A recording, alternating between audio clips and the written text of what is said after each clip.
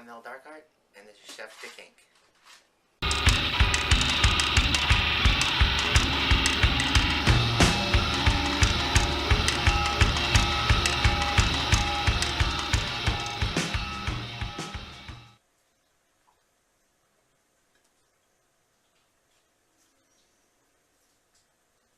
Oh.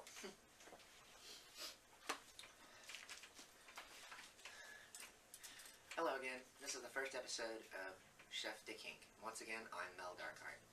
And this is not going to be one of those normal cooking shows where I show you one recipe and that's all we do. I'm not going to do that. I'm going to concentrate on technique and method and encourage you to experiment at home. Because that's what I want you to do. Because that is the essence of cooking. Now, first thing you need for cooking is a lovely knife. This is your basic chef knife. And unless you're going to be doing a crazy garnish or anything else, this is pretty much all you're ever going to need. This is the workhorse of a kitchen. This is your best friend. From the moment we stopped, making stone tools and found metal, we made one of these bad boys. And the reason why is because they're great. Now, this particular chef knife is made out of forged steel with a full tang handle. This is a Wusthof. You can pick one of these up for about $120, and they're great. Now, this is not a knife you leave in the sink, dirty. It's not a knife you leave on the counter overnight.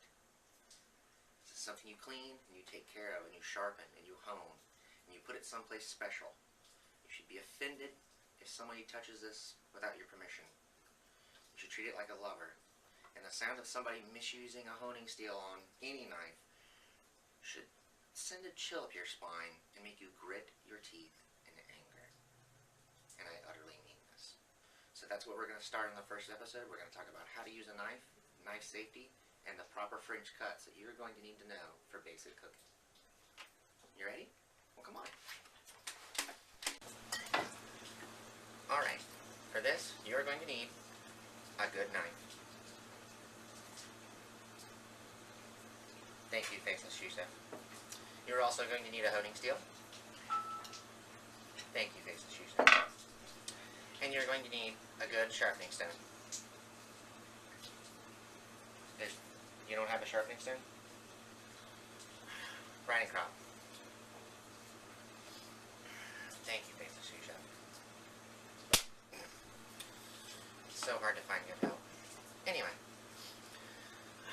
A good knife will serve you well. You're going to want to keep it sharp. You're going to do everything. I'm not going to show you how to sharpen a knife. There's many of ways you can sharpen a knife. There's many videos that show you how to do it. But just make sure that you pay attention to the type of knife you buy. This is a European style blade. So what you're going to want, this right here has about a 26 or 27 degree angle. So you never want to exceed that on your honing steel or your sharpening stone. If you do that, you will really ruin your knife. You also only want to run the steel an equal amount of times. The steel is not here for you to grip into at hard angles. You want to put it at a low angle and just slide it across, just straighten out the blade. This will not sharpen your knife, ever. This gets rid of burrs and straightens the blade out. If you want to sharpen your knife, you need a sharpening stone. Alright, now, the best way to hold a knife is your thumb and forefinger here ahead of the bolster, like this. The rest of your fingers you want to wrap behind it. This will give you the most control possible. Your other hand, when you're holding food, anything, and I'll show you, it's kind of like football. You have 4 blockers and a quarterback. You want to keep him behind those so that the blade literally sits against your fingers and it's impossible to cut yourself. Like that. Now, I know I chose this because it's aesthetically pleasing, but this is a marble cutting board. Do not use a knife on a marble cutting board. I'm only doing it to show you.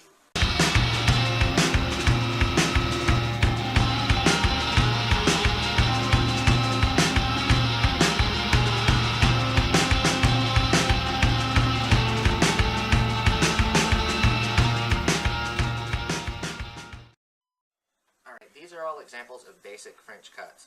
I would have cut them and let you see them, but I was using this board so you can actually see them. This is a marble cutting board.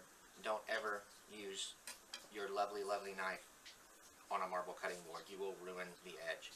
But here we have an example of bâtonnet.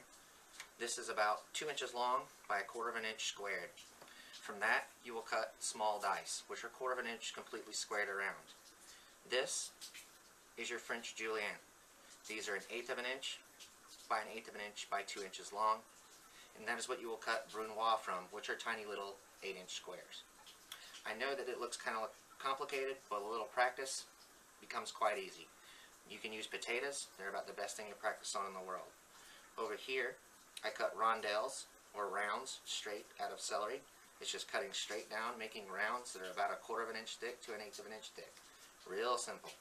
And here, I cut diagonals out of celery. Very, very easy. Just cut straight through it at about a 45-degree angle.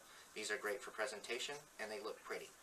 Anything else, you get into higher cuts. There's many complicated ones, but we don't have to worry about those. Other than small dice, you have medium dice, which are 1/2 inch square, and large dice, which are 3/4 of an inch square. Well, I hope you enjoyed our little explanation into how to use a knife safety, and knife cuts. They are important.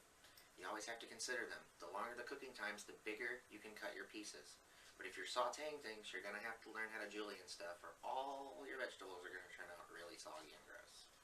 So, I hope you liked it. I hope you enjoyed. And remember, take care of your knife. It will serve you well. I promise you. I've had this one for years.